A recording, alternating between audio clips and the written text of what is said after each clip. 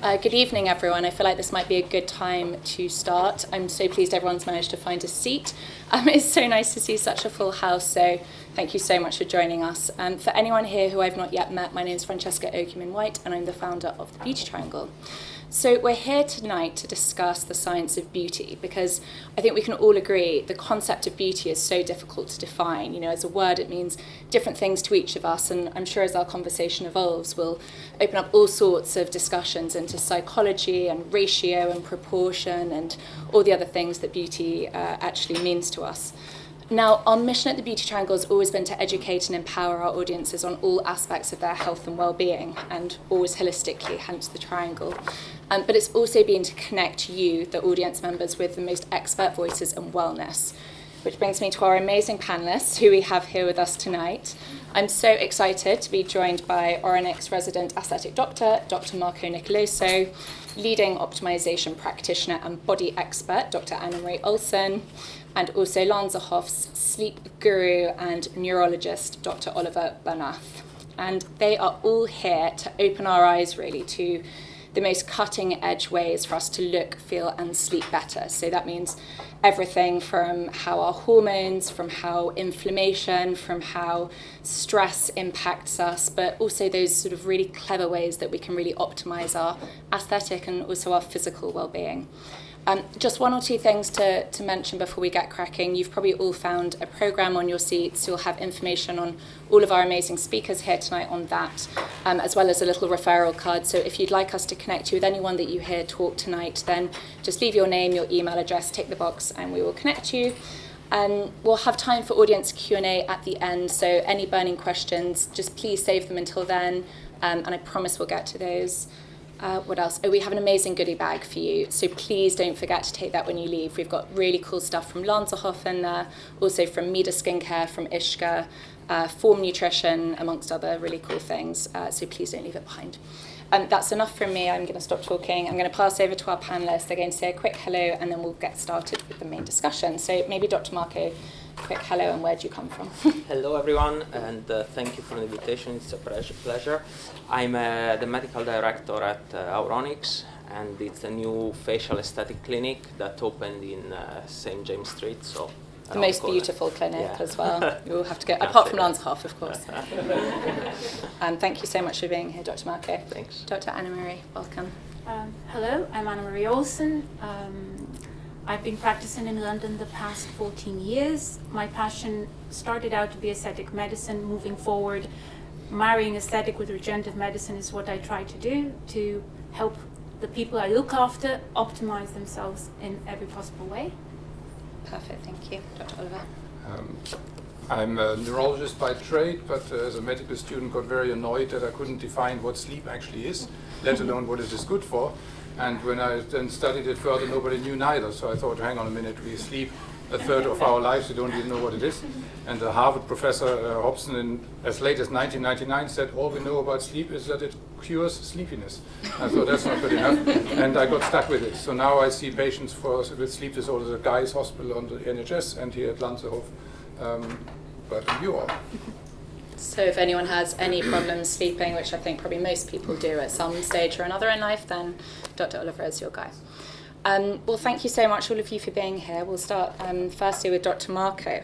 As he introduced himself, he's a medical director at Oronix. He's an absolute sort of sought-after practitioner when it comes to facial injectables and has a really innovative psychological approach, I think, when addressing the patient. So maybe we can start, Dr. Marco, by talking a little bit about beauty ratios. For anyone who's not familiar, doctors and surgeons often refer to sort of the concept of beauty ratios, don't they, to sort of give this idealized appearance facially. You know, it's about the proportion and the measurements, and I'm just intrigued to know if that's something that influences the work you do or whether it's something that you completely oppose.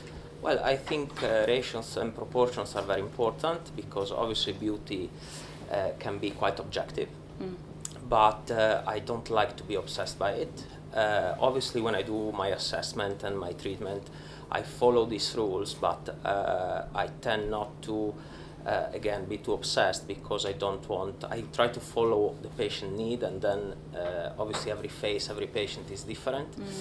And secondly, I don't think it's a good idea I don't want to leave my room more concerned than when they arrived. If, for example, I tell them that their chin is not the correct angle or it doesn't have the correct ratio. Exactly. So it's something that I follow in my mind, obviously, to create or to enhance beauty. But, so it's your guiding yeah, principles. exactly. I guess from time to time it's probably helpful to explain to a patient why a certain treatment isn't suitable for them. Yes, If somebody wanted overly sort of large lips, or they wanted the Exactly. cheekbones, and does that come up? Yes, definitely. And at Auronics, we try to have anyway an holistic, let's say, full face approach, or at least assessment, to try to treat the causes of the aging process, not the consequences. So, for example, if a patient wants the nasolabial lines filled, These sort of nose to Yes. mouth ones. we Yeah. try to understand. We try to explain that it's not a good idea to treat the consequence in this case of the aging process, which is the nasolabial line, but we try to assess the actual cause. So we start with the injection in the lateral part of the face to lift and support and to improve indirectly the nasolabial line, for example. So actually it's a lot of education that needs Yes. to come from you to the patient anatomically, so they Yes. understand why you're doing these things, and it's not Yes. just about filling Exactly. a line. I mean, psychology is obviously something that's really coming into the sort of clinical environment, and I'm sure it comes into the consultations you do a lot. I mean, why is it so important that you're delving into the patient's psychology at this stage before they even embark on their facial aesthetics sort of journey? I think we developed a great assessment tool at Auronics. So every patient that arrives, during the onboarding process, they answer questions about fears and social goals, but they also answer questions about their psychological profile. In this way, we really bespoke the service to each patient, and this gives me the opportunity to really understand their needs, their fears, and speak about complications, which Yeah. is very important. When you talk about social goals, what would that be, for example? For example, I don't know, looking younger, looking fresher, looking rested, looking more masculine or feminine, more defined, more striking. So that helps me, for example, if a patient wants to look rested and more fresher, maybe they just want a gentle contouring or restoration of their face, while, for example, and generally younger patients, they want to look more striking. Yes. So they need probably a more defined contour of the cheekbone where the light can reflect better. I feel like we talk about light reflection so much. Yeah. I mean, why is it that you say this younger patient particularly sort of wants to look more striking? You can do, with fillers especially, you can do what makeup does, but fillers will last up to 2 years. Makeup, you need to put it constantly. So And what are the fillers that you use? They're sort of a hyaluronic acid yes, base, exactly. are they? So you can enhance and create light and shadow to enhance features and define and contour the shape of the face. That's really interesting. And tell us a little bit more about this sort of psychological profiling you do, because you almost identify through this Yeah. consultation process, don't you, distinct archetypes Yes, of the yes. patient, which is really interesting. Yes, it's amazing actually. We have 4 different colors, and 98% of the times, really the patient matches with the color. And we do this because we want, again, to give the best care possible. So it's not only about, I mean, you go there and you want your lips bigger. It's much Goes more much deep, deeper. and we want to improve really their concerns, their self-esteem, and the way they feel about their concerns. So what are these 4 different colours or types? Would everyone in this room fit into one of those 4? Yes. Obviously, we have a primary color and a secondary one. So with that system, we try to identify the primary color, Yeah. and each color obviously is different. For example, I don't know, I'm a blue one. What does I'm that a blue- mean about you? So I need, and I noticed that actually after I've done the test. For example, before I go in a restaurant, I need to research reviews, the menu, prices, the history of the chef. You've picked what you're already eating before you get. I do Yes, exactly the same. Exactly. I'm so upset. I have Yeah. to find the best table as well. That's where my mind goes. So when I have a blue profile, they generally ask a lot of questions. They come there, they arrive there, and they're very prepared. Yeah. So they know what to ask. They know actually sometimes the answers. They've done a lot of homework before coming exactly. to you.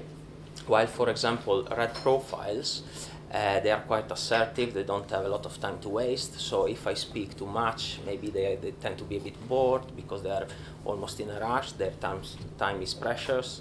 And these are people that want to come in and they just want to have the treatment. Have the treatment, yeah. yes, and see you next year because they don't have a lot of time to waste. Yeah. So we really do this, again, to give the best care possible to our patients. And do you see a difference between male and female patients, sort of generally fitting into those categories? I speak to a lot of doctors who say that actually men are much more decisive when it comes to sort of the aesthetic treatments that they want. I had actually the opposite. That's interesting. Men, generally, they need to think about more. They are not decisive very much, and they are a bit scared, especially when we are speaking about fillers, because they don't want anyone to notice they have done something. That's so true. So, yeah. For a man to go sort of rumbled for Yes. having the facial aesthetic work can be sort of quite scary, I imagine. I mean, there are all sorts of fascinating studies, aren't there, to sort of show that injectable treatment can really have a very profound effect on the patient's quality of life, which is what you're saying you're trying to achieve through doing this. I mean, maybe you can explain a bit of that to us. Well, there are several studies that show, for example, that botulinum toxin can obviously improve the mood, but also can reduce the risk of anxiety and depression in a long-term run. And is that physically because it stops you from being able to emote negatively? Yes, but so you also, don't feel negative emotions. Yeah, exactly. But also, it's a mechanism inside that is not completely fully understood. Mm-hmm. Also, there are studies that show that obviously our emotions, our feelings, if we are stressed, we have anxiety, obviously these kind of negative emotions can make us age worst, if you want, but also it's the other way around. So if we see ourselves in the mirror and we don't like what we see, our mood tend to be worse, and we tend to be a bit more anxious and be a bit more depressed. That makes total sense. Yeah. And I think I even read something recently that was saying people who have a more negative self-perception, their life expectancy is actually much shorter as well. Yes. You know, it's in an article that Anna Marie shared with me, in fact, all about longevity. It's a paper by Professor Levy, and it proves exactly that. It's really, really interesting. I mean, it's obviously inevitable that we are all going to age, but what are the things that actually contribute to facial aging that you explain to your patients when they're going on this journey with you? Well, we have things that we can target, and there are things like genetics and time that we can't. But for example, we can improve our lifestyle, we can improve our sleep, we can reduce maybe the UV exposure or protect our skin. And during the aging process, we don't lose only skin quality or collagen, but most importantly, especially for the face, we lose bone structure and fat pad. And that's as we pads, age that the bone just starts to sort exactly. of disintegrate and the skeleton actually shrinks. And that's, I think, what fillers should be used for, to restore what we have lost during the aging process, or to enhance some features that we don't like. It's not just about making your lips bigger.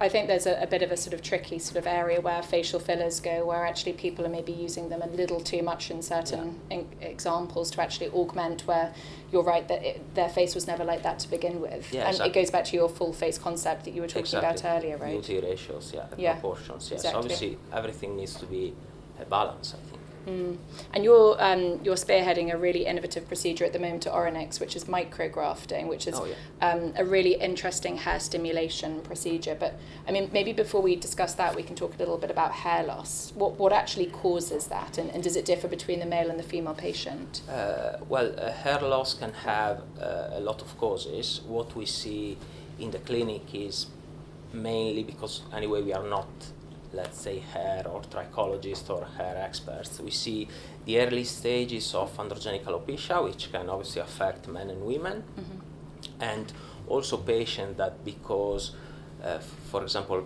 perimenopausal women, the hair starts to become thin, they want to take care of their hair, they want to improve the quality and the health of their hair. So we see those kind of patients, and is there that this treatment, I think, is great because it can improve the thickness, the quality, and it can also help to reduce the hair loss.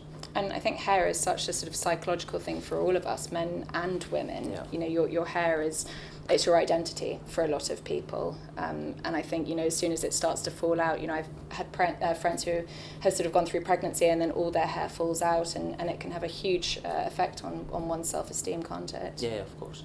So maybe you can explain a little bit about the micrografting. How exactly does that work? So it's a new technology, and it's I would say a step below surgery. 3 micrographs, so it's 3 small pieces of skin are taken from behind the hair, and they are processed in a machine, and then all the content is injected. And this is... So you're not taking blood here, No, you're just exactly. taking skin. Exactly. So we are using skin to treat skin. So if you compare that to PRP, which is the plasma treatment, is much better because the growth factors are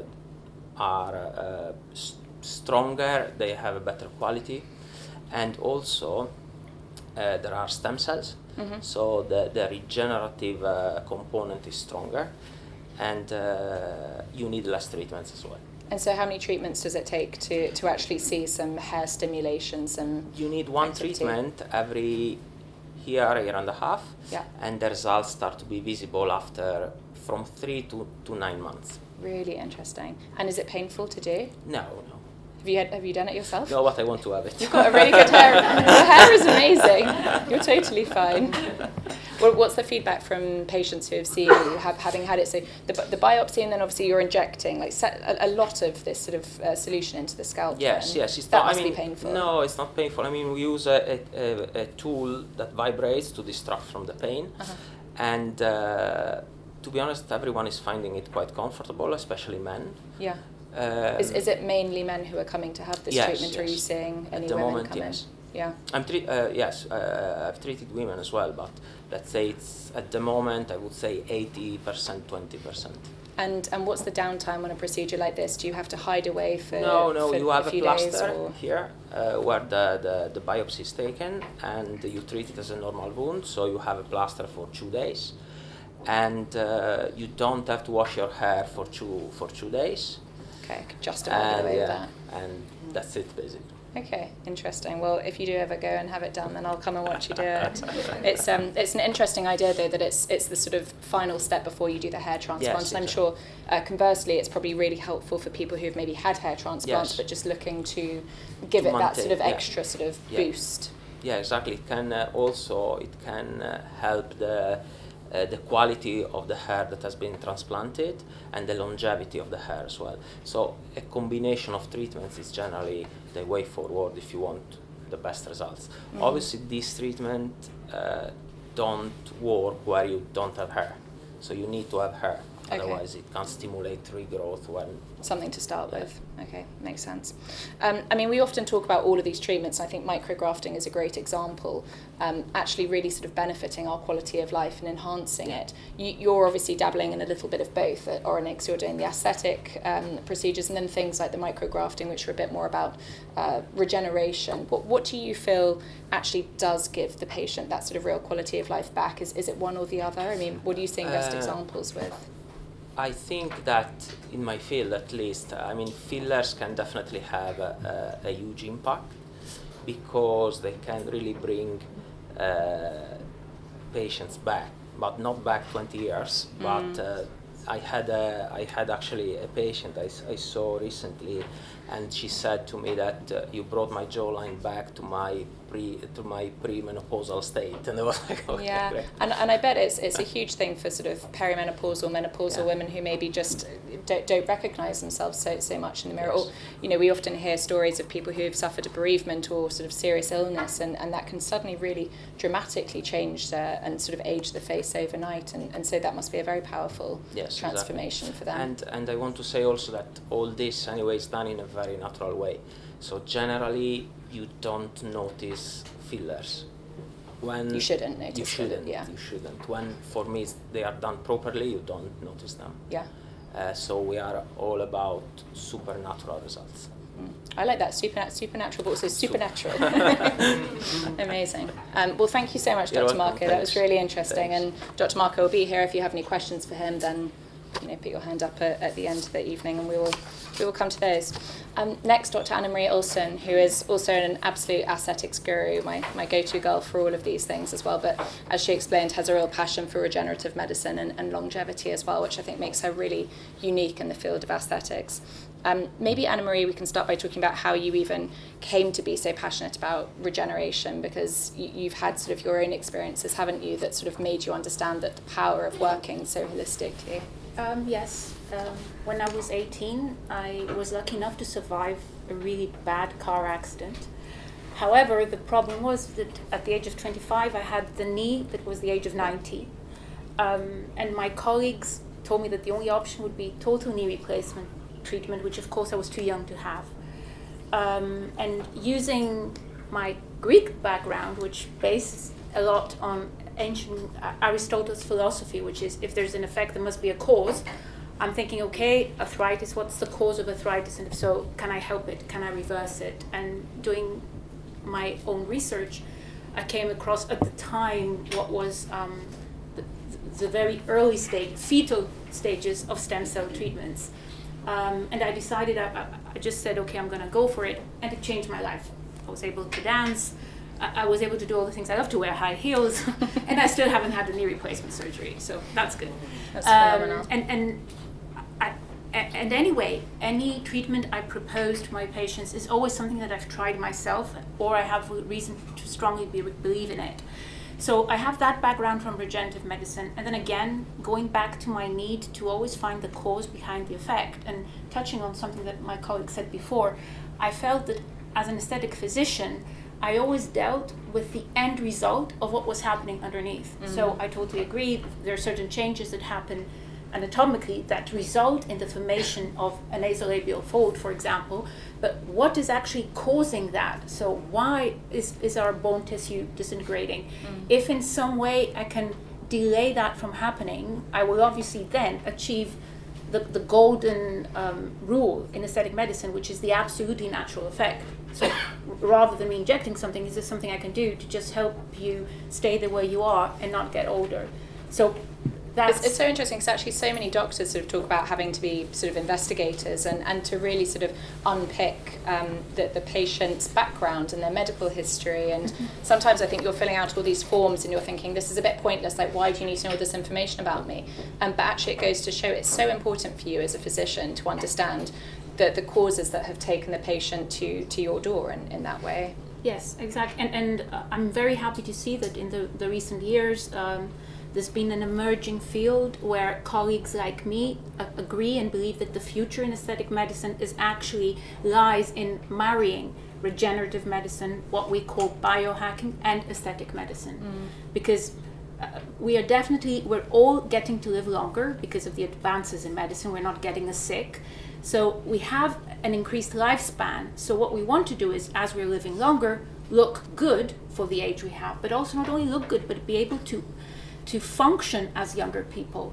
And functioning as being younger, it's great to have, that's a good example, why do we want to have bigger lips, right? It all comes down to sexual attraction. And we feel we want to be sexually attractive when we're at that age, when we're in a reproductive age. So what we see moving forward is that older women more and more want to have bigger lips. Why? They want to be sexually attractive. That is a result of the progress that's been made in increasing someone's lifespan. So I think that inevitably regenerative medicine, what we call pro-aging, anti-aging, there's a lot of terminology going on around, and aesthetic medicine have to be treated as one, including I totally lifestyle agree. medicine, because our lifestyle choices will definitely affect the quality of our skin, for example. They're two sides of the same coin, aren't they? And actually, further to your point about why it's so relevant, I think even looking back on the last 2 years that we've all had, and whether you've had COVID, whether you're experiencing long COVID, I think what we all now have is such a fundamental appreciation of our baseline health. And it goes to show, it's wonderful if your skin is glossy and you don't have a wrinkle on your forehead. Not me at the moment, but it's also really powerful to feel that your health is as optimal as it can be, which is what you're trying to achieve. It's so interesting you're saying that. So there is a very big pharma company in our industry. You probably have heard the name. It's called Allergan, and they make toxins, they make fillers. So every year they do this amazing global research where they try to gauge what globally people are looking for when they go to their aesthetic practitioner.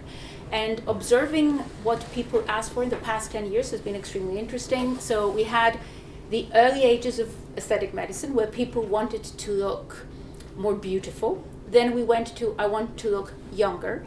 And then this year, post-pandemic, extremely interesting is that everyone wants to look healthy. I knew it would be health. That's like exactly what everyone wants now. And of course, to make it more in context with our discussion today, what better reflects health than healthy skin, for example? And going back to before, what does healthy mean? What does young mean? Young means healthy. So actually, youthfulness denotes health, doesn't it? All this is combined together. And fertility is wrapped into that, which is why hormones are sort of so important to what you're doing. I mean, you're also an amazing body sort of specialist, and I'm really interested because we're talking so much more about the psychology of the body anxiety is something that you pick up on when you have sort of male or female patients coming to see you. Is that something that you're detecting more and more? Oh yes, absolutely. Now, body image anxiety is nothing new. It's been around forever, and it goes again back to being wanted sexually. That's all it is about. It's nothing new. What has been changing is that it has now become an anxiety larger than proportion, and it's also lost contact with, it's become more subjective. So we always, how do we evaluate ourselves? By comparing ourselves to our peers. So I'm here, there's another woman my age, and inadvertently I check out to see, is she slimmer, is she fatter, does she have fewer lines, whatever. Now, because of social media, we have instant gratification happening quicker. So when someone appreciates the way we look, we get dopamine released in our brain. So every time that like super good. goes It's like off, an amazing drug. That before used to happen after someone smiled to us or our friend said we looked good. Now it's happening about 50 times a minute. Every time we scroll through us, did I get likes? How many likes did I get? And maybe I didn't get likes because I don't look like so-and-so. But conversely, the images that you're also probably comparing yourself against on social media are not So that's the realistic. huge discussion I always need to have with my patients, that you're not comparing yourself to an actual person. You're comparing yourself to an avatar, like, because everything is so photoshopped. Yes, I have, and I'm sure my colleague does. I have patients who tell me I want to look like this, and I'm like, darling, that skin doesn't exist. Like, I can't help They're you. like, get rid of my pores, and you're like, that's impossible. Exactly. So that reflects even more to the body. But I think the body is always more sensitive because it is, again, for women, a taboo issue, okay? Is it something they focus on at a certain part of life more than others, would you say? Years ago, at the early stages of my career, you notice that literally around the fertility age, so just before they had a baby or right after they had a baby. Now you see younger girls who come to me with those issues. What's important to understand, and I always spend at least 2 appointments of 2 hours each to explain to them, is that what you see in the mirror has nothing to do with angle, lighting, not even your kilos. It is literally very subjective. Very rarely my patients have a proper idea of what they look like. And that's such a great thing to point out to them, that it is so subjective, like you say. And I'd love to share, because it's a UCL actually study, a British study, which was published literally on Friday. And I think it's fascinating, and it's related to factors that affect our perception of our body. So to understand how subjective that is, we now have proof that smell and sound can affect how we feel about our body, how fat or thin we feel. Smell? Yes, smell, the olfactory sense. Wow. So they did this study over 4 years, age groups from 16 to 65, mixed men and women, and they put them in a room with a mirror where there was a lemony scent, and then a room with a mirror where there was a vanilla scent. And what made people feel better or worse about their So bodies? with lemony scent, you feel leaner and taller. You feel energized somehow. And vanilla, because it's sweeter, you feel more voluptuous, so actually heavier. Yes, and probably somehow sleepier, and Exactly. And actually they're designing in the metaverse, we're going to have changing rooms where they're going to try and emulate this. It's amazing. This is going to change, like the perfume that we wear forever. Exactly. So it is. But that's a good example to show how subjective our body image is. And again, because I see that the majority of people here tonight, the audience, they're women. Another thing I need to say is that we don't need to change everything. It's like a mistake we make sometimes when we're younger, when we go to buy clothes. We focus on, what can I buy to hide my tummy or my hips? Where we should say, what can I buy to show off my thin waist? What can I buy to show off my thin arms? It's about what you accentuate rather than what you... Exactly. It's flipping it, isn't it? Rather than focusing on the negative, it's the positive. We don't always have to change what we are just to look like something that is actually doesn't exist. I mean, that's my... No, that's fascinating. I wanted to ask you as well about intermittent fasting, because you're obviously a huge fan of that, and that's something that I think you really integrate into your approach with patients as well, isn't it? To sort of prepare them for procedures or just to sort of optimize them on the day-to-day. Yes, I'm very passionate about intermittent fasting, but I'm also passionate about water fasting, which is a bit more extreme. What happens with the water fast? Just, I mean, it sounds too intense. Water fast, even 24-hour water fast a month, can really reduce inflammation in your body. That's the main effect of water fasting. And it all goes back to when we actually evolved. So from when we became Homo erectus and we started walking, to when we became Homo sapiens and we started thinking, which is what we are today. That time, we used to, and at the beginning of being Homo sapiens, we used to have to hunt for our food. So obviously we went through periods where we weren't eating, and then we went through periods where we were eating a lot. So feasting and fasting. Mm-hmm. The reason I'm linking that to evolution is because what happened is during that phase is when we actually developed most of the neurons, like our brain became what it is today, because of that, because of the way we ate. So bringing ourselves back to that status sort of triggers our body to, for me, because I'm like, I don't mind being fat, let's say, but I can never stand the idea of losing my brain. Like for me, my brain is the most important thing I can have. So reading about it, finding out that if I fast, my brain has a chance to not age as much, that's what got me into it. Agreed. And then through personal experience, when I got COVID, like everyone, and then I got very long COVID, and then I had brain fog. And I was also on 4 different inhalers a day, and I thought, okay, going back to the example with my knee, thinking as put the cap on, scientist, what is this? My body's inflamed, how do I reduce it? I go on a water fast.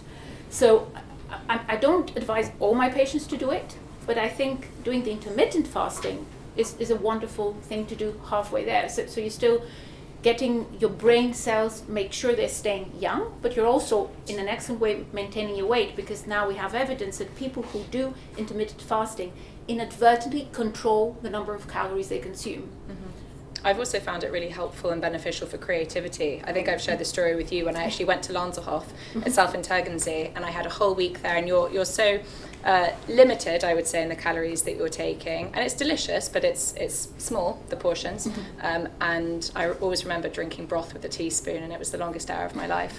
But I think the creativity that it opens up, and that sort of neural pathway probably that is sort of expanding as a result, that the ideas just flood through, and I think that's something that for a lot of people in this room could be really sort of beneficial, just the brain power and the capacity more than anything. And I think also when it comes to using intermittent fasting for weight management, and the extra benefit for people like me, I hate rules, I hate people telling me what I have to do. So you can still eat anything you want as long as you do it within that time frame. And many people find that much easier to follow. Rather than saying, okay, you can't eat this, you can't, unless of course you have some sort of intolerance. But or even just saying which meal it is that you're going to drop. Like if I'm intermittent fasting, I tend to just have a black coffee up until lunchtime, and then do lunch and dinner in a very short sort of 6-hour window, 8-hour window, exactly. And then I can survive until lunch the next day. Whereas for some people, they could never not have breakfast when they first wake up, and they'd rather skip dinner. And just to again make a point, because we are doctors and scientists after all, intermittent fasting doesn't necessarily work for everyone. So we do now, studying intermittent fasting, we have found out that genetically, actually some people don't function if they stay for a window of longer than 8 hours without food. That's so it doesn't necessarily mean, because I love it and I advise it, always when the people I look after, we go on this path together and we see if it works for them or not. Okay, so just take it all with a pinch of salt. And what about the infusions you do? Because those are a really sort of powerful means to regenerate aesthetically, but also physically, I suppose. Yes, I guess, again, when I came across infusions, when I started practicing in New York, and I tried them myself, I loved them. I'm a person that, although I tell all my patients they need to drink water, I absolutely never drink water. I fly a lot. So for me it was life-changing. And then I realized I had to make it part of my inside-out approach, as I call it. So if I'm going to optimize your skin, I can do every energy-based device, laser you want. I can do PRP, whatever. Unless there's the right nutrients inside and your gut is optimized, your skin will never look good. I mean, we do now know that there's a direct knockoff effect from a healthy gut to the skin, eczema, psoriasis, there's so many. So you optimize the gut, and then because when you're optimizing the gut, you probably have to stay away from certain foods. You make sure that you get all your nutrients through your infusions. But then I also make them part of my purely aesthetic protocols. For example, I do quite a few thread lift, suspendable sutures, absorbable sutures. For my patients, I will usually give them an infusion the day before to reduce bruises and an infusion on the day to reduce swelling. So it's the preparation and recovery that it's also really beneficial Yes. for. And these are always bespoke to the patient. And I was going to say, doing. just again, all of this is done after we do blood works. It used to be very hard to get micronutrients measured in London, but thankfully now we have the right laboratories. And based on that, I decide on what we do.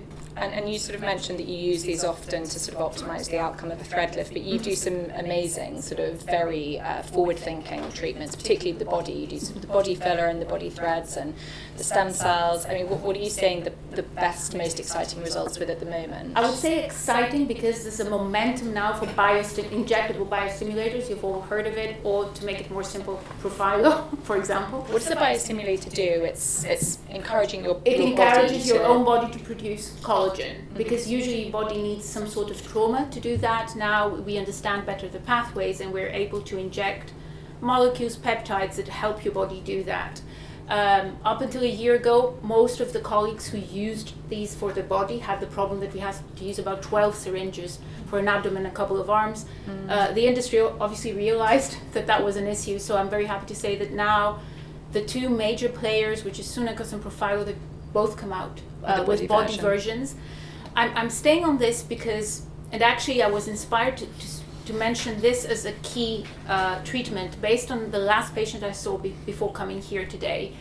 A wonderful young lady, she's a writer. She came to me to help her improve her curves. And then, of course, down the line, we discussed her face. Mm-hmm.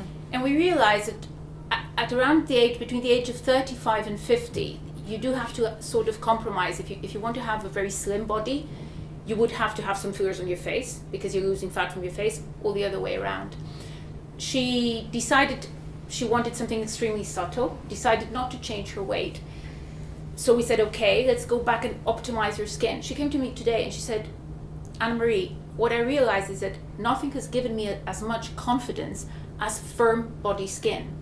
It's true. Why? Because again, it reflects youth. So you can have an 18-year-old girl who's even 4 or 5 kilos overweight.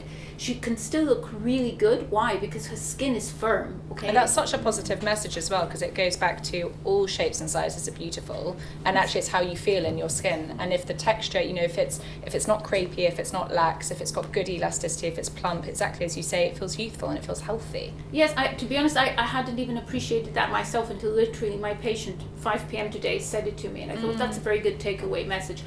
Of course, there's nothing groundbreaking about doing biostimulators. But I think they are becoming much more mainstream, and I think it's something that people, Profilo particularly, is just a household name, and it's so interesting that consumers just know what it is and ask for it now. And feel confident with doing it. Yeah. I address a plethora of body concerns. What I'm very excited about is I'm honored to be asked to be part of a clinical trial for a new body filler, which is totally different to everything we've known until now. It should be launched by June.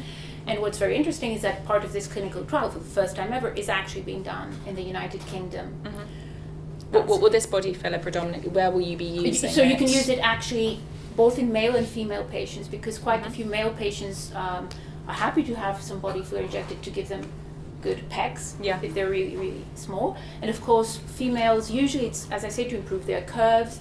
So either give them a curvier derriere or a more lifted derriere, or sometimes also treat the hip dip, which is quite fashionable right now. What's the hip dip? So genetically, some women, when they're born, their pelvis is quite narrow, but then their thighs are quite big. So that, when you see them, creates a little dip. So you fill that out, and you actually give a better hourglass shape. It's very easily done. It's always a trick of the eye when you do these things, I Yes. think often. And I know it sounds cliche, but less is more, and it's so much better. Exactly. So yes, I think that, and I mean, I can go on and on about speaking about body. The great thing about the body, it's huge, so you can do anything. You can work on the back of the hands, on the décolleté, on anything you want, like your abdomen, the knees.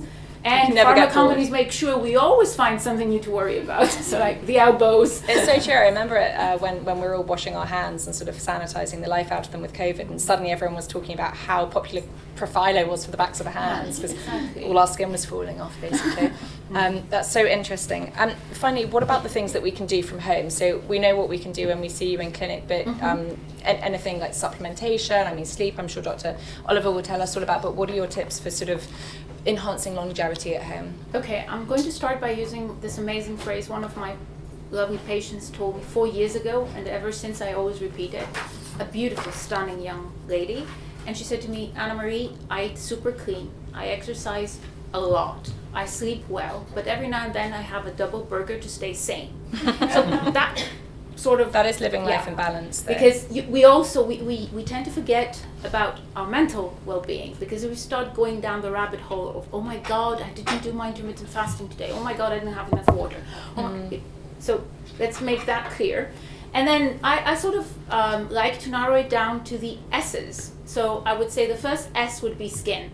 Take care of your skin. Take care of your skin following its natural circadian rhythm. I don't know if you know, our skin follows a rhythm a bit like our body. So in the morning, it's in a fight or flight mode, and in the evening, it's repairing and helping these soldiers that got injured in the morning get well. So in the morning, we help our soldiers, how? SPF. In the evening, we help them get well, how? Moisturizer. Doesn't need to be fancy, doesn't need to cost £500, just moisturizer. And just to use it, the SPF as well, every single day, even Yeah. if it's cloudy. And I mean, importantly, even thinking more medically and more in the realm of dermatology, keeping a healthy skin barrier is one of the first best protections we have against any extrinsic aggravating factor, right? The only protection we have between the environment and ourselves is our skin. So we really need to take care of it for that reason. So first S would be that. The second would be sweat. So exercise or do an infrared sauna if you're lazy like me, but definitely sort of sweat. Third, and very important, stroke. Hug, touch people. As I said again, emotional well-being is as important as everything else. And although happiness hormones are released through exercise, through having sex, through feeling good, through admiring nature, oxytocin, which is a very important hormone, will only get released if you touch something. Interesting enough, there are a couple of clinics, one in Germany, one in Switzerland, that encourage their patients to stroke cows. Just because we actually need to have tactile, we need to touch other beings. I think that's only become really sort of prevalent to us since COVID as well, hasn't it? Exactly. When a lot of people didn't have that. And trying to analyze why we have so many people with depression post-COVID, people that actually have no background and they shouldn't have depression. We're coming to the point of thinking that probably it has a lot to do with oxytocin. Yeah, So that makes sense. stroke, your pet, someone you love, a cow, whatever, just stroke things. And then last but not least, sleep. Sleep is very important. Again, we need to restore. I do not do this at all, by the way, like I'm the worst sleeper on earth. But just to say, it is key. We need to give our chance, first of all, to our body to just recoup.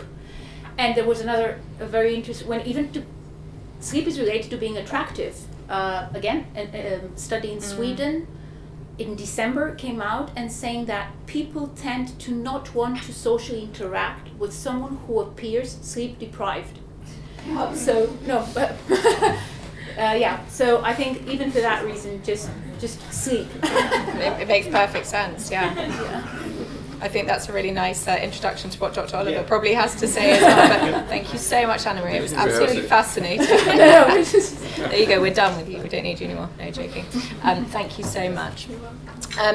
Dr. Oliver Bernath seems like forever ago since he introduced himself to you all, but as you probably heard, Lanzerhoff's sleep specialist and neurologist, and you have a specialism in everything from sleepwalking to dreams to snoring, which I find absolutely riveting as well. But Anna Marie obviously started by saying that sleep is incredibly important for us, but maybe you can start by explaining why that is exactly. So now we know a little bit more about sleep than I said earlier. So sleep's primary function is to maintain the function of the brain. The brain is a computer that has to program itself. There's no external programmer. Has to understand the environment, has to make sense of the day's inputs, has to decide what to forget and what to remember, and what to connect with what other things. So for each 2 hours of wakefulness, where we get all kinds of inputs, the brain needs 1 hour to sort things out. Almost a detox. Detox, but also to program. So a child has to learn how to walk, so the wiring has to be set up, and nowadays we need to know what new things come in and what to forget as well. It's an important thing, what is not so important, right? It's a basic function of life. If we didn't sleep at all, we would die. There's one, luckily very rare, but exists a disease, the fatal familial insomnia. The name says it, the people die. In animal experiments, we know a rat dies after about 3 weeks. So if a patient comes and says, "Doctor, I haven't slept in 4 months," I know that that's not the case. But now back to my original question. So if we spend about a third of our life asleep, that's a time where we don't produce anything. We don't even procreate, we don't eat, we just sit there or lie there, and if we are the Homo sapiens, then we are even very vulnerable from predators. So it must be something really important, otherwise it would be a complete waste of time, and evolution would have come up with a creature that doesn't sleep. Now evolution has come up with creatures that sleep half brain at a time, like for example dolphins or trout or albatross or something, but they need to have the rest of the brain still move around. Like for example, a dolphin is a mammal with a lung, so if the dolphin were to drift off into depth, then they would thus die from the water pressure. So they have to maintain their position in water, and for that half the brain has to do things, but they're still unconscious. So it's fundamental. The first part is it's for the brain. Second part is many other things are allowed to happen while the person is just lying down rather than moving about. And that comes to regenerative things, lots of hormonal rhythms, like you said. So cortisol is very high in the morning because we get ready to fight. In the evening it's very low, body temperature changes and so on. But these are more secondary functions because of the day rhythm, night, and what we do. We are day hunters, we're not night hunters, so cortisol is important in the morning, not in the evening, things like that. But these are more secondary functions of sleep. Still very important to know about them, because if you mess up the rhythm, then you have problems out of that. Now the importance of sleep for our brain is also exemplified, and it's back to the story about prevention, regeneration and so on. We are now living longer, so we are now all in a marathon rather than a sprint. So we have to think a bit longer and earlier what will hurt us in the long run.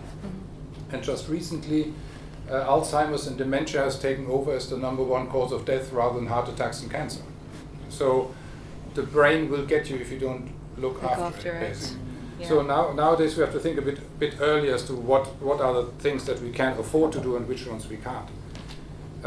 If I had a person that smokes, is overweight, doesn't exercise, and has high cholesterol and doesn't sleep well, the one thing, if you could fix with a magic wand, one of them, sleeping properly, would give them more additional healthy life years. Sleep is, however, the one that most people neglect the most. I mean, you have people that go to the gym or exercise and do other things, but sleep is one that is sort of easily compressible. I need to work harder, I have to travel, I also want to have fun in the evening and social life and this and that, so the only thing that you can compress down is a bit sleep. It's often the first thing to go for all of us. Absolutely, and also not just with our electrical light, we know that our society now is chronically sleep deprived compared to a Victorian or even earlier cultures where it was candlelight in the evening. So we sleep about an hour less than our ancestors. And probably add in all the blue light devices as well that we have. On top of that, yes, of course. Probably doesn't help. And Anna Marie mentioned some really interesting studies that sort of show what sleep deprivation sort of does in terms of, you know, our perception of beauty and things. Yeah. Like, have you seen in all of your sort of years Sure. of research as well similar psychological effects from sleep deprivation? Plenty, yes. So let me again go first to the primary function brain things, and then to a secondary function other stuff. So the first symptom of sleep deprivation is people get irritable. They get grouchy, have a short fuse, and just get. Now, there are some people that say they get away with less than 8 hours sleep, or maybe 7. So some famous short sleepers like Margaret Thatcher. I don't know whether she was a short sleeper or only or if she just said she was. Only said she was. I don't know. Was still meant to be something good, right? I'm a high performer if I manage to train myself, discipline, only sleep 5 hours, and be at early morning. Singapore Stock Exchange opens. I'm there until San Francisco people closes. Do you think it makes them seem sort of somehow sort of superhuman or invincible to get away that with may, less sleep? Unfortunately, other people don't share that view.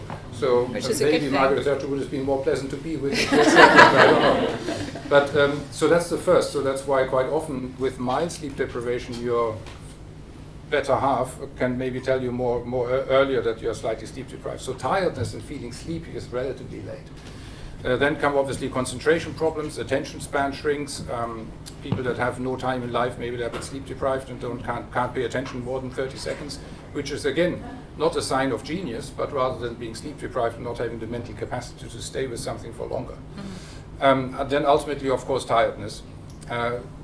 In the longer run, it also causes depression, because for one, feeling tired and sort of not well is depressing in its own right, and secondly, towards the evening time, instead of socializing, people rather be left alone. The last thing they want is go to a dinner party, and we are social creatures, so if you isolate a human, they will get depressed and ultimately wither away.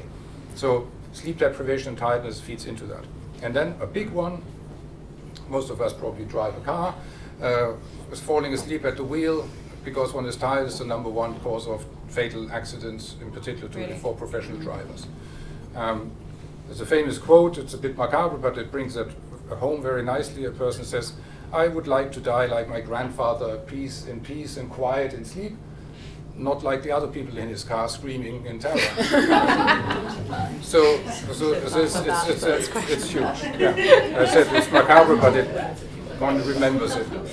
Now the other parts, then the non-neurological things about sleep have to do. A big one is weight gain. If one is sleep deprived, even a little bit, one gets the midnight munchies and so on. Or hormone ghrelin gets secreted more, leptin gets secreted less. It's a natural response to eat more, and unfortunately sugary and fatty things. So losing weight while sleep deprived is almost impossible.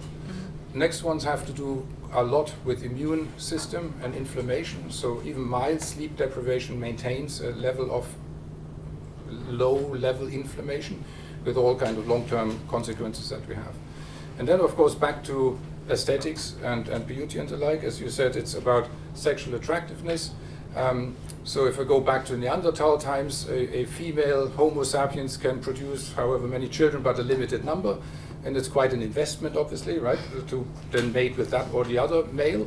So you better watch out. So what you would like in the male, you would like somebody who is secure, is not stressed out, obviously must be strong enough to fight off the predators, can afford to sleep well, and doesn't need to chase things around all the time. So a well-rested mate is much safer and much better for the offspring, a much bigger return on investment, so to speak, than somebody who's stressed out. And that obviously translates into the life today as well. And is there a difference between getting a good night's sleep and having adequate rest during the day? I mean, can that sort of reboot our bodies if we don't manage to physically close our eyes and drift off, just having periods of rest throughout? Yeah. There are two questions in there. I'll give you two answers. Sorry, I always throw loads into these. First of all, the rest is a bit of an illusion. So the brain doesn't rest in sleep. It actually uses more oxygen and glucose than while we're awake. So the brain is extra busy in sleep. So there's no such thing as rest. Again, also the body doesn't actually rest if you lie down, because all regenerative processes have a chance to kick in and do things. So the rest, it's a bit like Hobson said, sleep cures sleepiness. It's a circular argument. So rest doesn't actually as such exist. Now, could we just lie down and for some time and let the brain do whatever without necessarily sleeping? No. The brain needs to be unconscious in order to be switched off from the outside world and control what it actually does. And the brain doesn't just sleep, but it goes through different types of sleep. There are at least 3 very distinct sleep levels: lighter sleep, deep sleep, REM sleep, the rapid eye movement sleep. And we need a certain amount of all of them, since they have all very distinct different functions within what the brain does in sleep. And you can't shortcut it. Now, there are lots of studies, and the sleep requirement of an adult human roughly is 7 to 8 hours, more 8 rather than 7. And people that sleep significantly less, there are very few people that probably healthily are short sleepers, but typically problems start arising. And again, you may get away with for some period of time, but if you look at a lifespan of 80 years or up to 90 close, then it will catch up with you, and mental performance in the long run will suffer. That makes perfect sense. I mean, you're also this sort of specialist in things like the sleepwalking, the snoring, which I mentioned earlier as well. Yeah. How are those disrupting the sort of process of repair and regeneration that our bodies should be going through at night time? Sure. Let me start with the snoring, maybe. Snoring, obstructive sleep apnea, some of you may have heard about the condition, is basically that our upper airways become more floppy as we get older, or put on more weight, or several other reasons which I'll come to. And when we fall asleep and inhale, then the airway starts either fluttering, that's a snoring, or close off completely when we inhale. Sounds like you're choking in your sleep. Exactly. Yeah. And that can happen many, many times. Now, the snoring, of course, it has two consequences. One is the bed partner's sleep is disturbed, so that's the other person that has a problem. But obstructive sleep apnea causes cardiovascular changes with high blood pressure, higher risk of stroke and heart attacks and the like. Interestingly, most heart attacks and stroke happen in the early morning hours while asleep rather than running after the bus, so it's not always exercise triggered. But it also causes the sleep quality to be disrupted. So if I put electrodes on people's brains and measure the brain waves, then I sleep, they may be unconsciously asleep and tell me next morning, yes, I slept 8 hours, doctor, but actually what they got out of these 8 hours was as if they had slept maybe 5. Yeah, it wasn't. So good they're in a quality. sneaky way, without knowing about it, because I look on the clock, can't be sleep deprived, I get my 8 hours, they're still sleep deprived continuously for many years. And that causes all the problems that I mentioned earlier, with cognitive decline and lifespan is simply 10 years shorter in somebody who has got obstructive sleep apnea untreated. It's as simple as that. Now, again, sort of looking at the longer term, sleep apnea actually starts in childhood, because a child couldn't sleep with the mouth open because the mouth was blocked or the nose was blocked because of tonsils and the like. So they slept with the mouth open, and the lower jaw didn't develop as it should have. The face becomes longer down sloping rather than up and forward. It's going back to understanding the root cause of all these things. That's why all our children nowadays have dental braces. When I was in school, maybe 1 or 2 other kids had dental braces. We were all very curious, this cool, funny thing. Nowadays, you look at my daughter's class, pretty much everybody has braces of some kind, and because simply our jaws don't develop as Neanderthal design was made, so to speak. In the long run, that then causes consequences when we become adults. So we have to be aware of that longer. But what are the things that you can therefore do to, I suppose, prevent the snoring or to help sort of with this condition that you're describing? One is detected early in your children, so to go, and then the other part is fundamentally has to do with the food and chewing. So we nowadays chew far less. The food is typically soft and highly refined and less in quantity. As in Neanderthal, you had to chew all kinds of things for quite some time. So the whole lower jaw, the musculature, everything else was stronger in our ancestors and slightly forward arching. So if the whole thing becomes weaker and further down, and as we get older, soft tissue sag more, then the whole airway collapses. So there are exercises specifically for the muscles in the lower mouth, jaw, throat areas to strengthen those, and others are really over the long term shaping the bones and keeping them in a healthy shape. It's interesting you say that about the chewing, because that's sort of one of the cornerstones of Lanzerhoff's whole sort of philosophy. Absolutely. Just chewing every mouthful about 30 times or something until it's and mush. When you not talk or eat, and keep your mouth shut is another important one. It's a very sociable dinner time that you're having. That's where the mouth taping comes from, that you might have read about. So it's the latest things in the mouth taping. At night time to tape the mouth shut, because our normal breathing is through the nose, not the mouth. So we only breathe through the mouth if we can't get enough air through the nose. Now we can do 10 push-ups or squats and try to see whether you can breathe through your nose. You should. If you can't, then your nasal passages are too narrow. Okay. And so that's already a simple test. But my goodness, mouth taping. I'm going to have to try that one. So mouth taping, yeah. That's completely just new to get me. trained to breathe through the nose as a normal. I mean, other things, I'm thinking sort of dreams and sort of nightmares particularly can also disrupt how we sleep. Do you see that sort of being a common thing with your patients? Is there a sort of common theme to that? Yeah, of course. So dreams, another big topic in where one knows about even less than with what sleep is good for, so to speak, at least from a scientific experiment point of view. First of all, we all dream all night long, so it's not just particular phases, or I didn't dream. The question is, can we remember it? Now, what does a dream do? Various theories, but again, basically it is the brain replaying memories of what happened during the day, deciding is it important or not, can I forget about it, what should it be connected with? And that's different sleep stages. For example, REM sleep, that's the rapid eye movement sleep. When we wake up out of REM sleep, we typically recall a very vivid dream that's almost like a movie, but bizarre. What REM sleep does is it takes bits of memory that it has and sees whether there are distant connections. In slow wave sleep, it's more the close connections. You know, I walk, I do the following things, and that happens, okay, makes sense. But in REM sleep, the brain tries to see whether there are connections that are distant and thereby potentially innovative and could be helpful. It forms new memories. And remember, memory is not about the past, memory is about the future. What have I learned that makes me better prepared for the future? That's what it is about. That's a nice way of putting and it. Inventors famously have developed their own tricks. How they came to it, I have no idea. Like Edison or other inventors, they found that if they wake out of REM sleep and make themselves wake out of REM sleep, they have the best ideas. Then they have the pencil and write it down. Probably 99 out of 100 ideas were crazy and didn't go anywhere, but nevertheless, if you do it often enough, you have a few, and that keeps Edison being the most productive inventor in history. And he had a way of holding ball bearings in his hand when he napped. He was a famous short sleeper at night, but he napped many times during the day, so his total sleep hour time was normal. And when he fell into REM sleep, that's when our muscles get completely paralyzed, so we don't act out our dreams. Then he would drop the ball bearings, they fall to the ground or on some metal plate that makes a noise, he wakes up, and then he would write it down. My goodness. So now on the pathological side of that one, there's REM sleep behavior disorder, where people do act out their dreams, that their dreams can then cause injury to their bed partner or themselves. And there's sleepwalking, which actually happens in slow wave sleep, where again, when the sleeper wakes up, they don't usually report a movie-like dream, but more ill-defined something, but they can't really make a story out of it. And that's a more normal thing that's not associated with any brain disease or long-term consequence. It's more a practical issue. Somebody sort of moves about, caught as a risk that they injure themselves, or quite often it happens when people change their lifestyle. Typically teenagers first time going to college, and then of course it's a bit strange if in a dormitory somebody wanders out about and things like that. But they are, at least medically speaking, harmless as long as one can secure the environment. And then you have got dreams and nightmares. I mean, there was an old theory, Sigmund Freud, that dreams are there to protect the brain from having to wake up, basically taking inputs that come from noise from outside, or the bladder gets full, or some kind of sensory input, and just put it somewhere and say, yeah, that's good, make a story out of it, but the brain has to stay asleep because they're doing important things.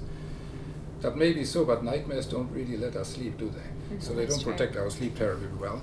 And since we dream all night long, and remember only sometimes when we wake up, again, that doesn't quite make sense, right? Otherwise, we should have just kept sleeping. So. And one of the most common themes you come up against, you always hear about people being chased in dreams, or drowning, that's or a very falling. Common one. Yes. Now, do they mean anything, or is that going down the Sigmund Freud sort of pathway too much? Sigmund Freud is out. So really? Dream I find it theory, fascinating, that's dream long gone. interpretation. So that's of historical value only. So museum. Is there any value to trying to interpret our dreams? I think so, but we have to be a bit careful. So Sigmund Freud's type generation thought that dreams are important, and we need to interpret them for great insight, because that's psychological digestion of things that we couldn't say in public, that we have sexual desires or things like that, right? Now you could argue, if we sleep all night long and dream all night long and only remember a few snippets, and even those we start forgetting very quickly after waking up, that would be a terrible mechanism to do something important that we should know about, right? And we forget 99.99% of it. But then the question arises, why do we remember certain things? Why did the brain not just forget about that as well as 99% of the rest of the dreams? And that's probably where the interesting bit starts. Yeah. Interpretation is sort of another thing. But in terms of,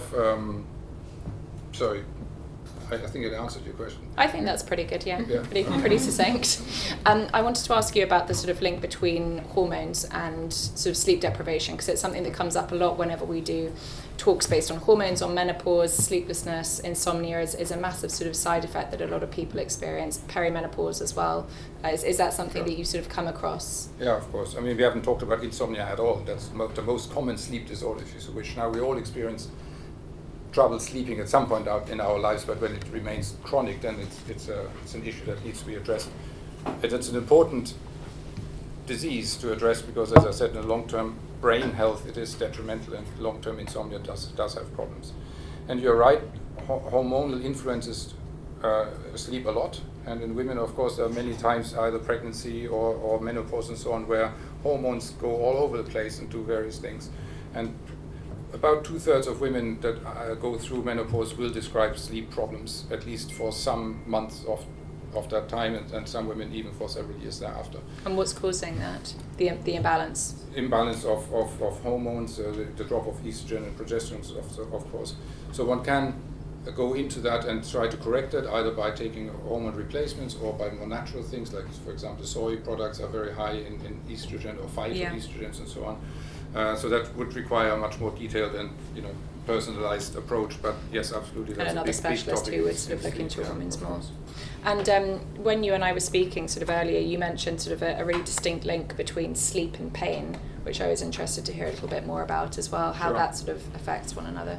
Yeah, so sleep and pain make each other worse. So if somebody has pain, they don't sleep as well, and if somebody is sleep deprived, they perceive pain much stronger, and the whole psychological resilience against pain is much weaker. Mm-hmm. And then, of course, the next night is even worse because the pain is worse than the sleep.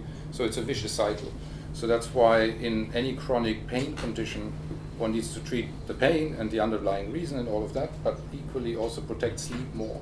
So while I say, generally speaking, we should all prioritize sleep a little more because it's such an important part in our life and often compressed and neglected, if somebody has got chronic condition, pain being one of them, they should focus even more on sleep because that gives them the additional resilience to fight the whatever fight is that triggers the pain. The pain perception in its own right, and also the underlying problem, what is causing pain in the first place. And is there evidence to show that you can therefore reduce pain by actually sort of optimizing your sleep? Absolutely. That's really cool. So the amount of pain medications patients take if their sleep quality is significantly down. And the other main one is stress and sleep, because I don't think I ever had a bad night's sleep until probably I started doing a job that was more stressful than probably the one previous to that. And I think a lot of people have that experience when, work stress can be the thing that really stops you from sleeping. And that's where then the dangerous cycle comes in, that insomnia becomes a learned behavior. So I'm stressed about something, I can't fall asleep because it goes through my mind, and then the next few days I get more and more tired and perform worse on whatever the stressful thing is. Yeah, it builds and then it starts, I need to sleep well. Oh, it's 2 o'clock in the morning, I'm still not sleeping. Oh man, I will have a worse day tomorrow, I really need to sleep now. So then we have an expectation, a performance expectation about sleep itself. So instead of getting more relaxed and alertness going down towards evening, it goes up. And the bedroom is, rather than a place of comfort and snuggling up, it's a place of torture because I can't sleep. And that becomes then the self-fulfilling thing. And then we learn that the stress is long gone, and it's just like having learned playing the piano or speaking French or something. You become very good at it because you do it every night. And then all of a sudden it can be self-perpetuating for the rest of one's life. And that's then again something that one needs to address in its own right, with very specific treatments to get out of, unlearn it. So to speak. And sort of manage your stress through, sort of meditation or sort of So that's a big one. If you sleep badly, maybe the body is trying to tell you something, so better listen. Yeah, exactly. It's something that I remember people saying, it's the only thing, you're the only person that can really improve your quality of sleep, though, when it comes to stress. It's your responsibility to try and deal with the stress. With help. With your help, probably, yeah. Others help as well. Finally, what are the things that we can all do to sleep better tonight for when we go home? What are your quick tips for us? First of all, don't panic about sleep. So After listening to us talk about it for like half an hour. Really, I set off everybody into the next night of insomnia. No. So relax. But do think about and prioritize sleep a little bit more. Also, people that have to travel across time zones a lot, plan it a little bit so you can do something beforehand or afterwards. So, but think about it, how you can manage it. See that you just simply get a bit more sleep. See, do you actually get 8 hours? Most people don't. And if you have the luxury, well, you make time to have longer sleep and see whether you actually perform better in the daytime. Most people I find get more productive and actually perform better at work if they slept a little bit more. So rather than trying to work another hour extra and so on. And then there are sort of habits of good sleep. If somebody sleeps well and can sleep in any position any day, then forget about it. You do whatever you like. You can drink coffee in the evening if you wish. But if somebody struggles with sleeping, the most important one is to keep the wake-up time fixed. It's not so much the going to bed time. That's the consequence of getting up in the morning. Yeah. As parents, we all focus on the bedtime of our children. Fine, yes, good. But what keeps it steady is the morning time. So if you have to get up at, 7 o'clock because of that fits in your life's rhythm, then 7 o'clock it is 7 days a week. Even if you fell asleep only at 6 after a stressful night, you still get up at 7 and avoid. So no weekend lie-ins? If you struggle sleeping, no. If you sleep well, by all means, Okay. then do that. But if you have problems with sleeping, fix the wake-up time. Expose yourself to bright light as soon thereafter as possible. A walk would be great. In winter in England it's too dark, so you need a bright light source. But in summer, of course, that comes for free. Avoid naps in that regard, and then only go to bed when you have only 7.5 or so hours left to sleep. Don't go to bed then too early, because otherwise you've got more bedtime than sleep time, and then sort of it goes. And is there any power in having a sort of ritual? You often hear that babies need an exact ritual of bathing and sort of turning down the lights and music in order to get them to sleep, and maybe adults are the same. Can help, yes. So you try to, I don't know how many, whether biology classes still teach the Pavlovian dog and so the saliva bell entrainment of a reflex. So one is to use the bed in the bedroom only for sex and sleep, but not for stressing out. So if you don't fall asleep within 15-20 minutes, get out of the bedroom, do something elsewhere, iron the shirts, do something boring, and then come back when you feel that you can fall asleep. Again, to entrain the brain that the bed is pleasure, sleeping, not much else. Yeah. Now, rituals that can be helpful. If it's a teddy bear or something that you do or have, that's fine. But don't overdo it, because then otherwise you start getting another Dependent on neurotic that. dependency on it. So you Yeah, have to exactly. be a bit, yes, some, but not too much. Okay. I like that a lot. That was really, really interesting. Thank you so much. I think we all probably took away a lot of amazing tips from that. So thank you. Thank you very much.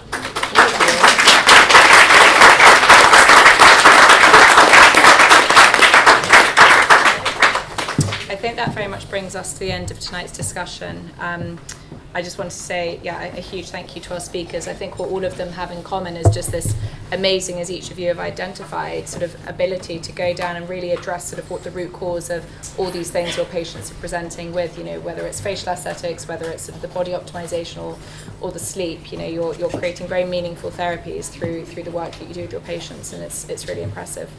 I don't know if anyone does have any questions. If you do need to run, then please do make sure you pick up your goodie bag and leave your referral cards if you want us to do any connecting.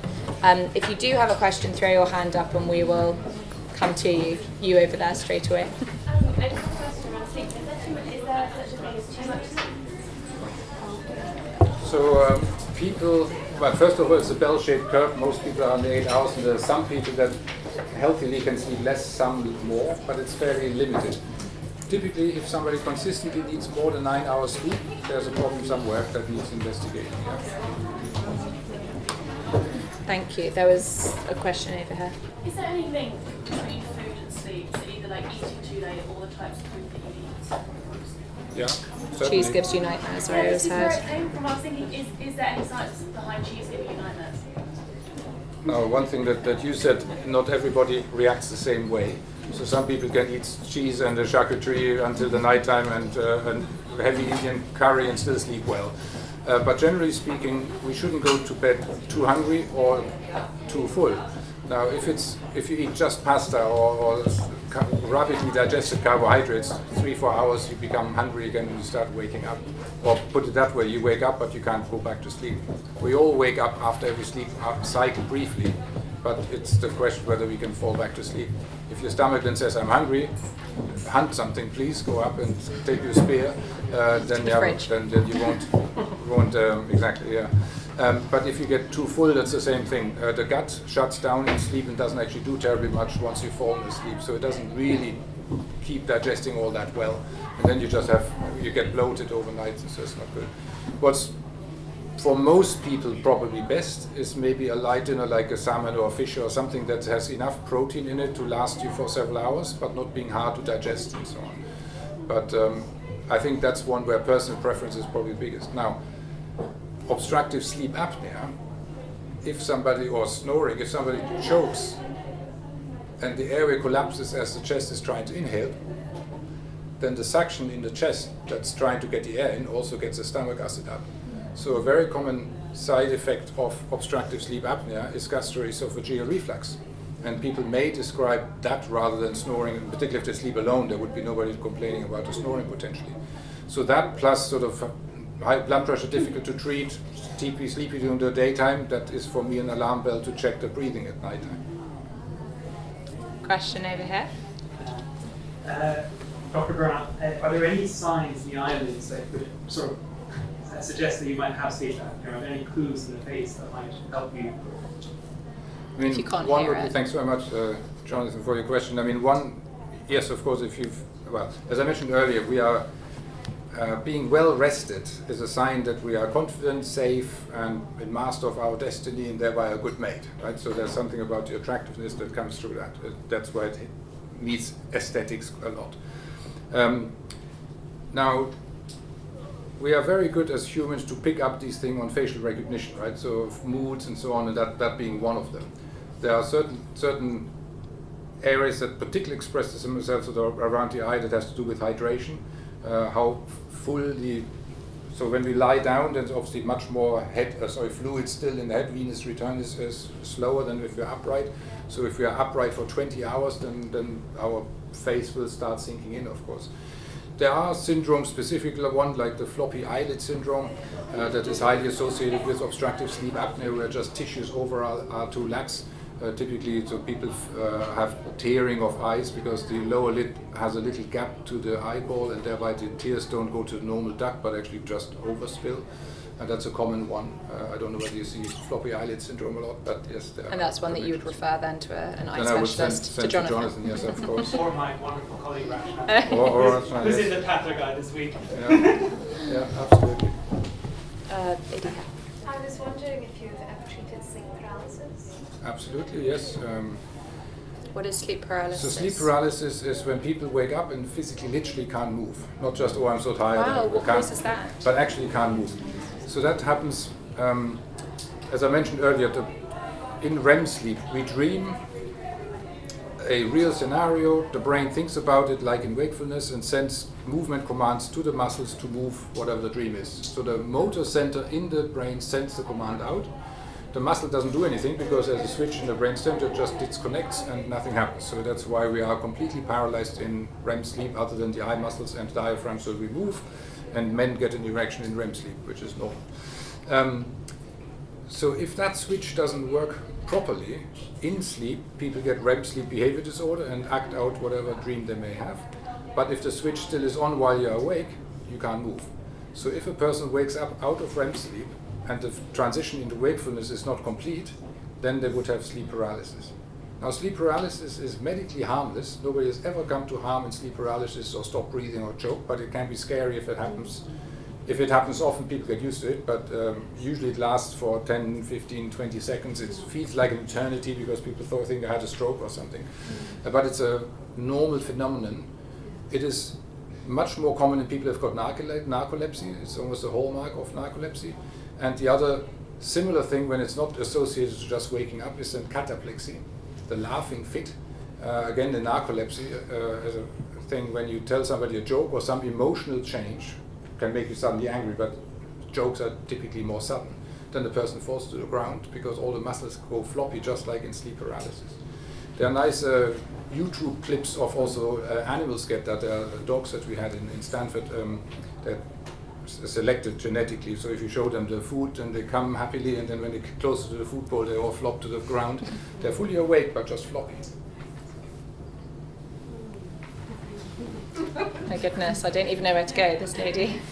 I know you were talking about when people have REM sleep and they have this ability to control their dreams or wake up or have a little bit more control over when they delve into the subconscious. Is there any substance behind that people, especially those who, let's say, get a lot of night terrors or get a lot of nightmares, there are things that you can do to be able to, in your mind, say, this is just a dream, go back to sleep, or is that just a complete fiction?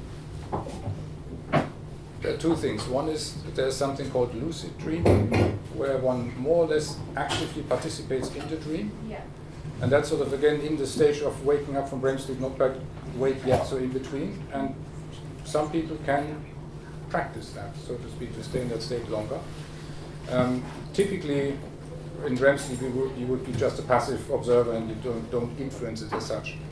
However, in patients with post-traumatic stress syndrome, that can be influenced a bit more, but through daytime exercises. So you can, what's called image rehearsal therapy.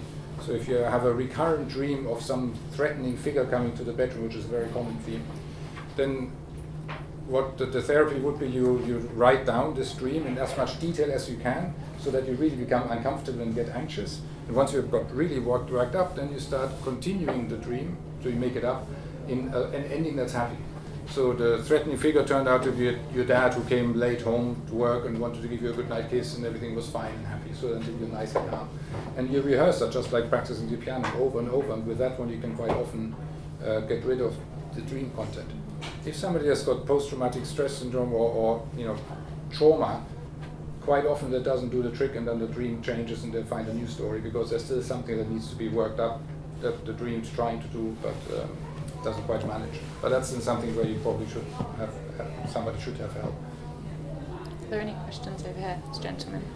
I know it's like just in preparation for sleep at night, as far as like switching off on the mobile and blue light and TV and that kind of thing. How far in advance should one kind of prepare for sleep? So the whole light thing goes down to melatonin, is the hormone of darkness that the brain secretes when the sun starts getting more orange and further down. And bright light, so this light here, but in particular blue and green light, has a much stronger effect of suppressing melatonin production. So you should start dimming down the light when typically sun would set otherwise. Now again, in England that changes quite a lot between summer and winter, but nevertheless sort of 8 o'clock in the evening or something to go down. So you should then have, if you work on a computer, then quite often you can change the color setting so the spectrum is more orangey, also dim it as much as possible. If you read, and you can read on a Kindle, that's better, or a book, even better, if you go to an old-fashioned paper, at least it's not backlit, but also with the dimmest light that you can get away with. So that would help. And then there are other bits. So a bedroom should be dark and quiet. Now some people don't like completely quiet, because then imagination fills the void with stuff, so having some background noise, a little bit of traffic or white noise is fine. But the bedroom should also be cold. Most people have too warm a bedroom. In sleep, the body temperature drops by about 2 degrees. And the reason why we want to snuggle up and have a warm blanket beforehand is not to warm up, but is to make our skin blood vessels wide. You turn on the radiators, so then the skin can radiate off heat more easily. That's why upon going to bed, we try to snuggle up, turn on the radiators, and once half an hour, once we are asleep already, that you notice the leg comes out of the blanket, push it to the side, because we actually need to get colder. If then the room is too warm, then you've got no chance of getting rid of the heat and people wake up. So your bedroom should always be a little cooler. At least than 2 all degrees of the cooler than what's otherwise comfortable, so 18 degrees is a good one, but if you are a person that likes it very warm, then obviously you have a bit warmer, but it should be 2 or 3 degrees colder than what you otherwise would have. Thank you. This lady here. Touching on the sound when you're going to sleep, if hypothetically speaking, you've developed a habit where you need to listen to a book as you're going to sleep on Audible, so that you're not going through your problems or whatever, but you're just tuning into a story, something that you're interested in anyway. But then you fall asleep to that. Sometimes the timer doesn't come off. Does that compromise the quality of the sleep you're getting? It shouldn't. No. If you incorporate, and because sometimes I'll find that whatever's happening in the book gets incorporated into the dream. Is that not compromised? That shouldn't be a problem, no. That's You can sleep better tonight. Sleep soundly. Just don't read anything too exciting, otherwise you won't fall asleep. This Thanks, lady. Francesca. Well, first of all, that's fascinating talk. Really, thank you for always having amazing experts. And I have 2 quick questions. The first one is I use Oura Ring in order to check what's happening during the night. How long should be the deep sleep, really? Okay. Ideally. Yeah. Before I answer, measuring and Fitbit, Oura Ring, and so on. So typically, pretty much each of the devices has a systematic error in one direction or the other. So Oura Ring typically overestimates REM sleep a little bit. Fitbit typically the slow wave sleep, but for a person it remains quite constant. So if yours is 5% too high, then it will be always 5% too high as it changes. Second thing is, it's good to measure things if that helps, but please don't make, now I only had 10% REM sleep, tomorrow I need to do something, so that's fine. Also, how much different sleep stages you get depends on the previous night. So if you were sleep deprived the prior night, the first or the most important sleep stage that the brain has to catch up on would be deep stage N3 sleep. You would have potentially far less REM sleep. And REM sleep you have got much more in the morning hours, so if there's either bright light or you get up early, you might lose some REM sleep just because the brain didn't have time to do it anymore. So therefore REM sleep in particular can vary on the situation. But to give you a proper answer, normal is about 20% REM sleep, about 30% deep sleep, and then 50% is then the stage 2 sleep. Stage 1 is usually just relatively small.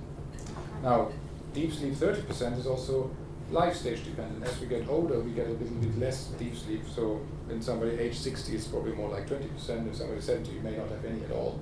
Doesn't mean that the slow wave sleep doesn't exist anymore, but probably our definition of amplitude on EEG has to be that many millivolt to be counted as a slow wave. That's probably then artificial, and the person may still get something that doesn't quite fit the criteria. And thank you so much about mentioning the taping, as I do that with my son, and he finds it very funny, and my husband not so. So now I can say the doctor actually said it's good.